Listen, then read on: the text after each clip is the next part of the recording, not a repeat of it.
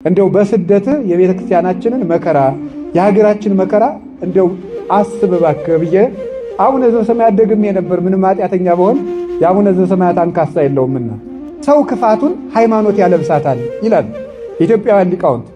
ሰው ክፋቱን ሃይማኖት ያለብሳታል ይሄድና በሃይማኖት ሳቅተው ቤተ ክርስቲያንን የሚጎዷት ሁልጊዜ ትምህርት አብስለው ያልተማሩ ሰዎች አብስለው ሳይማሩ ቤተ ክርስቲያንን የሚንድ ሐሳብ ይዘው ይመጡና ተከራክረው ሲረቷቸው ደግሞ ሄደው ከፖለቲካ ይለጥፋሉ።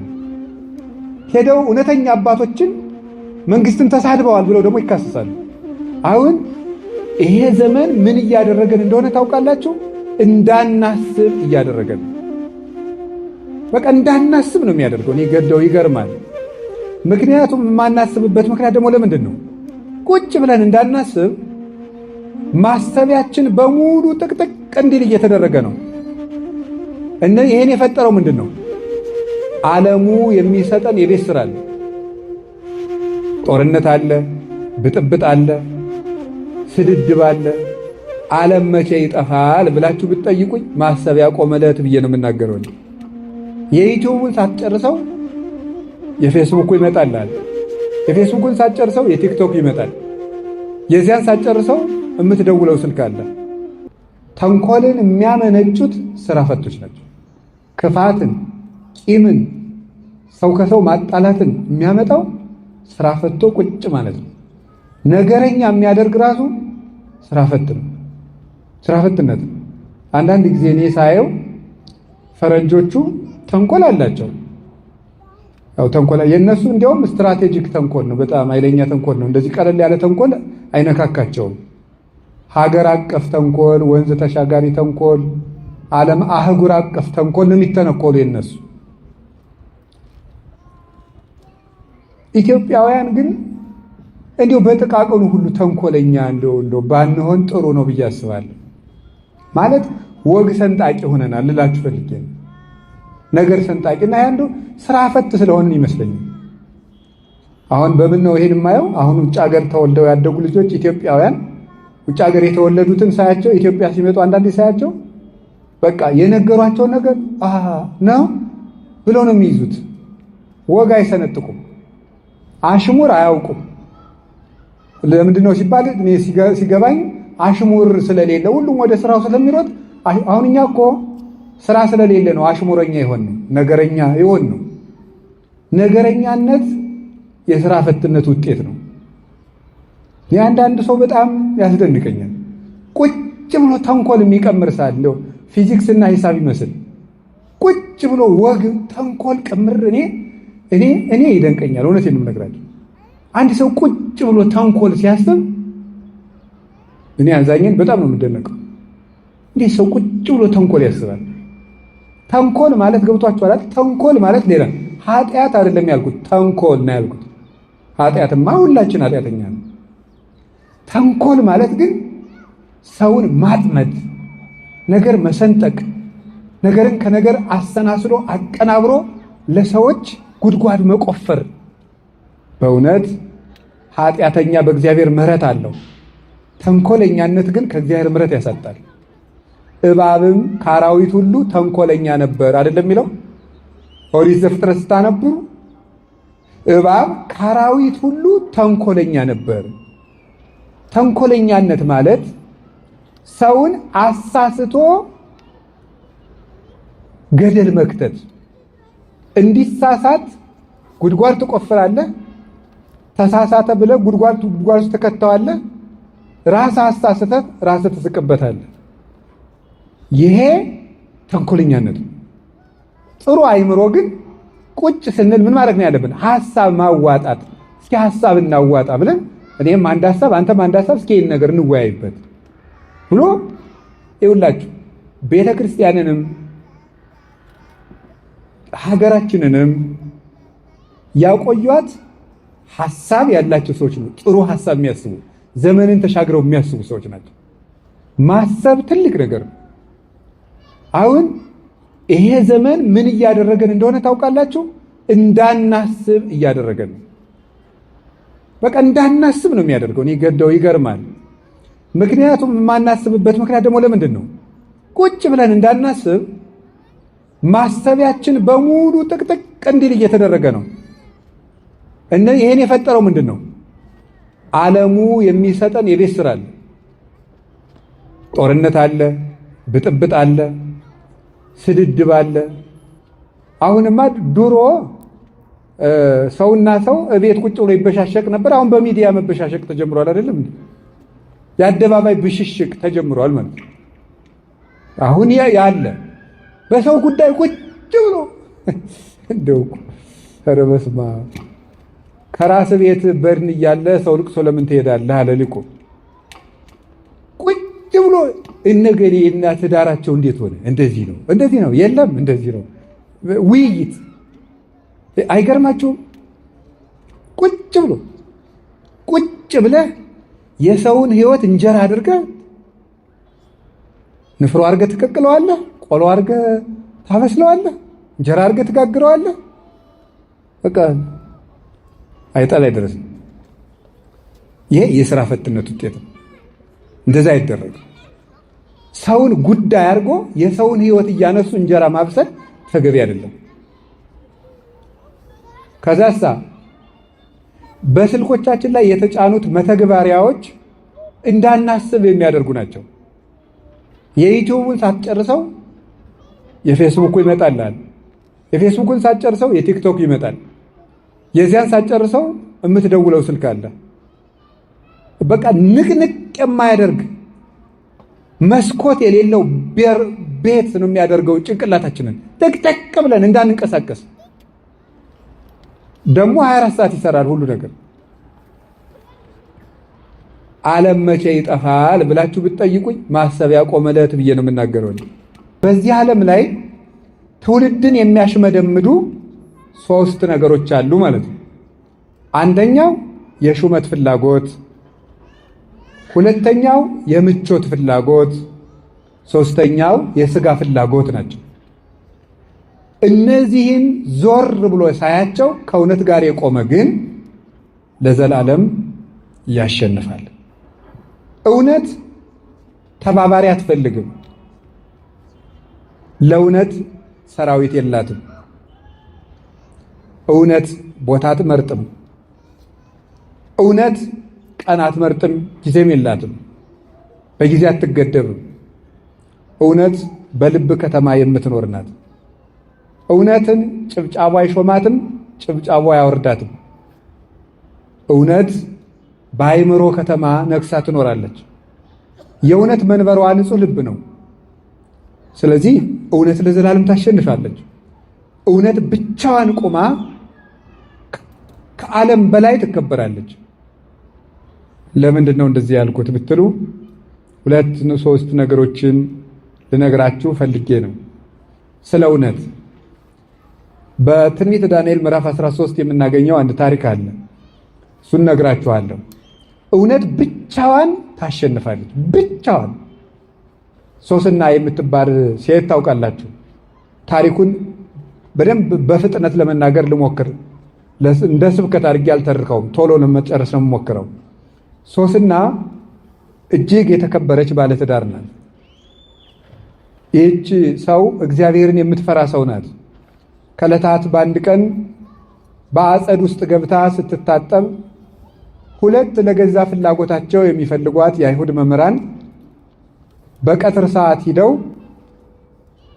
ፈቃዳችንን ፈጽሚልን፣ የማትፈጽሚልን ከሆነ በዝሙት አገኘናት፣ ከባሏ ላይ ስታመነዝር አገኘናት ብለን ለእስራኤል እንከስሻለን። እኛ ደግሞ በሕዝቡ ያለንን ተቀባይነት ታውቂያለሽ።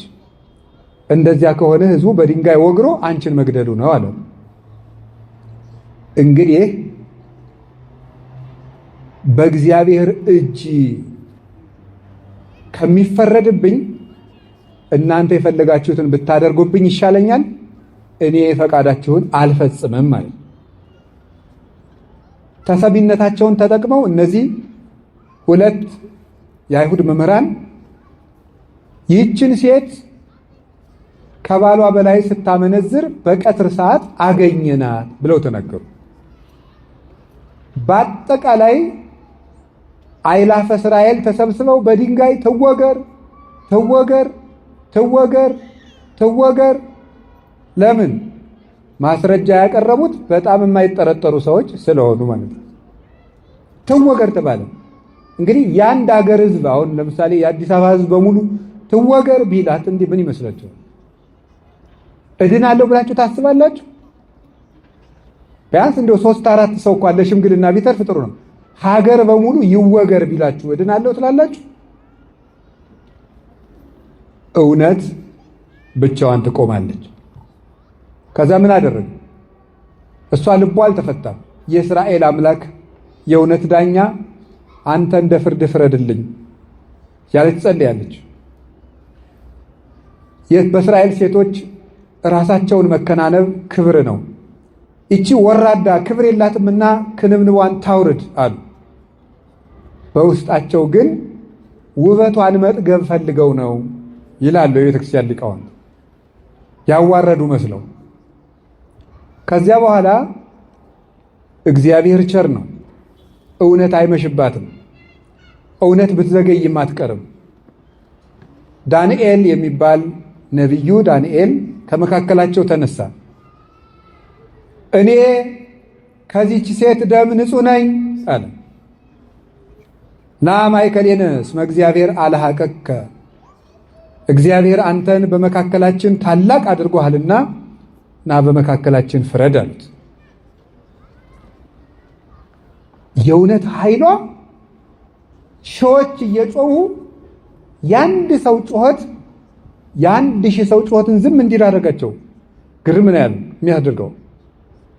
ቆይ እስኪ እናንተ ውሸታሞች ይችን ሴት ከምን ዛፍ ስር ነው ስታመነዝሯት ብሎ ዛሬ የሕግ ባለሙያዎች መስቀለኛ ጥያቄ እንደሚሉት መስቀለኛ ጥያቄ ጠይቃቸው። ከምን ስር ነው አንተ ያየህ? አንደኛው ለብቻው ነው የጠየቀው፣ ከሾላ ዛፍ ስር። ሌላኛውስ ከወይራ ዛፍ ስር። የተለያዩ የእግዚአብሔር መልአክ ይቀስፍሃል አለው። ሁለቱንም የእግዚአብሔር መልአክ ሰንጥቆ ሰንጥቆ አጠፋቸው። እውነት ለዘላለም ያሸንፋል። አንዲት ሴት ከእውነት ጋር ቆማ ሀገር ተነስቶባት ወገን ክዷት አሸነፈች። አንዲት ሴት ብቻዋን ማለት ነው። ስለዚህ ቁጥር አይተህ ከውሸት ጋር አትጨመር። እውነት በቁጥር አይለካም። ብቻህንም ቢሆን ከእውነት ጋር ቁም። እውነት ከሺህ ይልቅ ትመሰክራለች፣ አፍ አውጥታም ትናገራለች። የእውነትን ምስክር ተራራ አይጋርዳትም፣ ውሃ አይሞላባትም፣ ደመና አይጋርዳትም፣ ክረምትና በጋ አያስቀራትም። እውነት ከሰማያት በላይ ጸንታ የምትኖር ናት። እውነትን ጩኸት አያፍናትም። እውነትን ስም ማጥፋት አያስቀራትም። እውነት ለዘላለም ሁሉን ፈንቅላ ትወጣለች።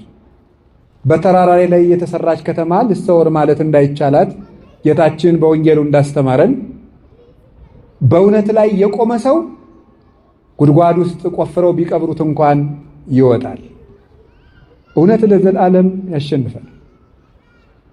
እውነት ይህንን ርዕስ የመረጥኩበት የራሴ ለዕለቱ የመረጥኩበት የራሴ ምክንያት አለ።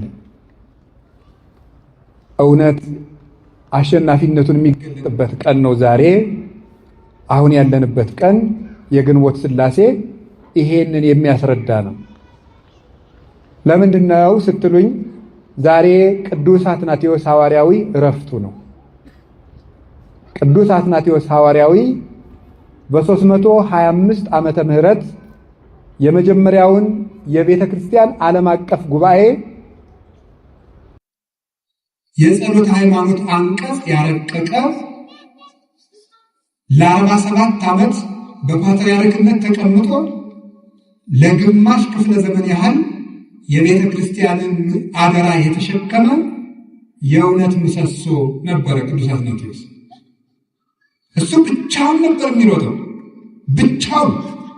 ይገርማቸዋል እኮ ቅዱስ አትናቴዎስ የተጠራው ከአረማዊ ቤተሰብ ነው። ክርስቲያን ካልሆኑ ቤተሰቦች ቤተሰቦቹ ክርስቲያን አይደሉም።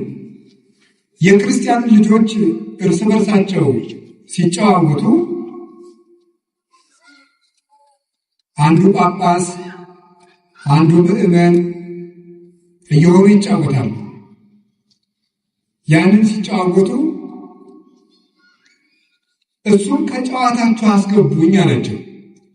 አንተ የክርስቲያን ልጅ አይደለም፣ እኛ የክርስቲያን ሕፃናት ናቸው፣ የክርስቲያን ልጅ ነን። እንዴት አንተ ከኛ ጋር ጨዋታ ትጫወታለህ? ይሉታል። በቃ እንደናንተ ክርስቲያን ሆናለሁ፣ ከጨዋታቸው አስገቡኝ አላቸው። የሕፃናት ጨዋታ ነው። ሲጫወቱ ሕፃናቱ አትናቴዎስን አጥምቀን ክርስቲያን አደረግነው እያሉ አንዱ ሜሮን ሲቀባው፣ አንዱ አጠመቅኩ ሲለው የጨዋታ ነው ሁሉም ነገር። እንደዚያ ሲሉ በዘመኑ የነበረው የእስክንድርያ ሊቀ ጳጳስ እለእስክንድሮስ ደረሰ። ቆሞ ተመለከታቸው። አባታችን እነዚህን ሕፃናት ምን ቁም ነገር አገኝባቸዋለሁ ብለህ ነው የምትሰማቸው? አሉት። እግዚአብሔር በዚህ ሕፃን ላይ ያሳደረውን መንፈስ ቅዱስ አታውቁም። ከኔ ቀጥሎ ፓትርያርክነት የሚሾም ይህ ነው ብሎ ትንቢት ተናግሮ ይዞት ሄደ። በደንብ እያስተማረ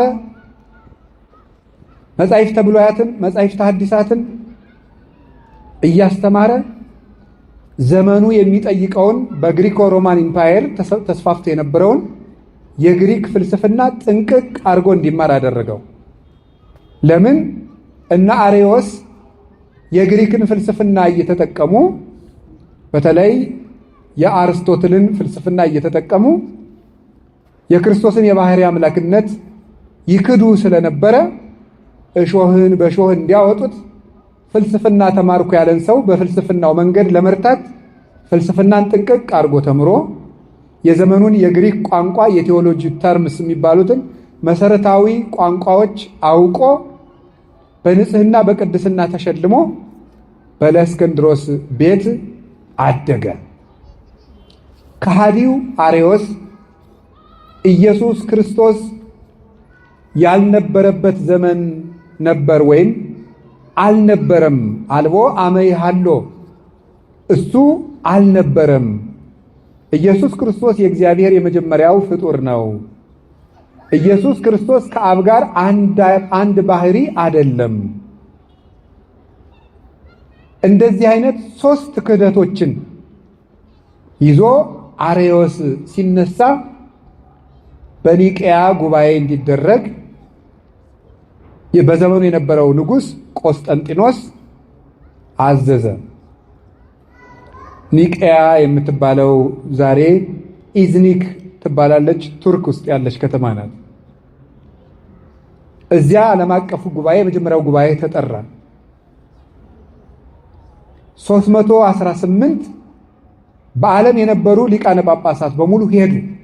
የቤተ ክርስቲያን መከፋፈልም አልነበረም። የዚያ ጊዜ ቤተ ክርስቲያን አንዲት ቤተ ክርስቲያን ናት። እዚያ ሲሄዱ ቅዱስ አትናቴዎስ ተገኘ። እነዚህን ክደቶች ሲያቀርብ ኢየሱስ ክርስቶስ ቀዳማዊ አይደለም ባለ ጊዜ ቀዳማዊነቱን ተንትነው አስረዱ። ቀዳሚው ቃል በመጀመሪያ ቃል ነበር የሚለውን ዮሐንስ ወንጌል ምዕራፍ 1 ቁጥር 1 ያለውን መሰረት እያደረጉ